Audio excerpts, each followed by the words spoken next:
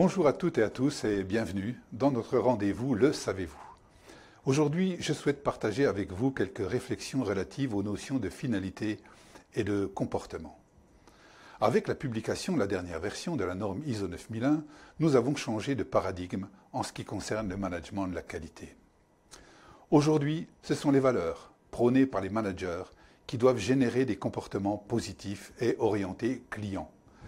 Dans un monde qui bouge en permanence, il faut que les employés disposent d'un peu de marge de manœuvre afin qu'ils puissent prendre des initiatives pour traiter des situations nouvelles ou des problèmes qui apparaissent dans leur environnement de travail.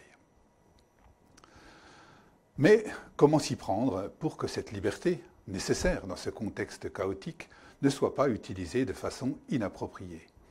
Il ne s'agit certainement pas de mettre en place des contrôles supplémentaires, car de telles opérations alourdissent l'organisation et ne vont pas dans le sens d'une plus grande agilité. Une solution nous est proposée par Dominique Genelot dans son ouvrage intitulé « Manager dans la complexité, réflexion à l'usage des dirigeants », publié chez INSEP Éditions. Il affirme que la finalité est un attracteur de comportement. Emmanuel Kant, le philosophe allemand du XVIIe siècle, expliquait déjà que le principe de finalité n'est pas constitutif mais régulateur. La finalité est une composante des systèmes complexes et dans un monde en évolution, les entreprises sont devenues des systèmes complexes qui doivent lutter pour survivre.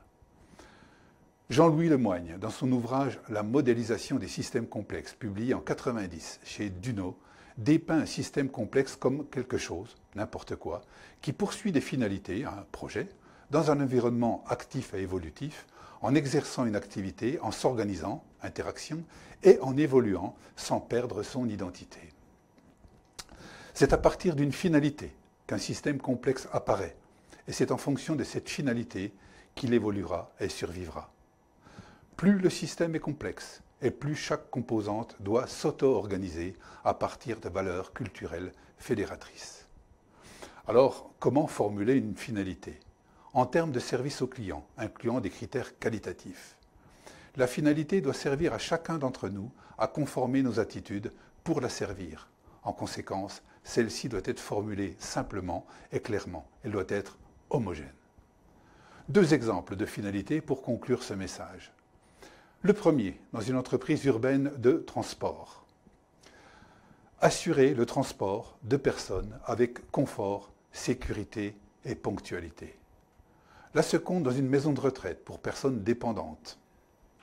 Garantir aux résidents un cadre de vie fait de soins personnalisés, de bien-être, de confort et de convivialité. Je vous remercie de votre attention. À bientôt et qu'une finalité vous serve de guide.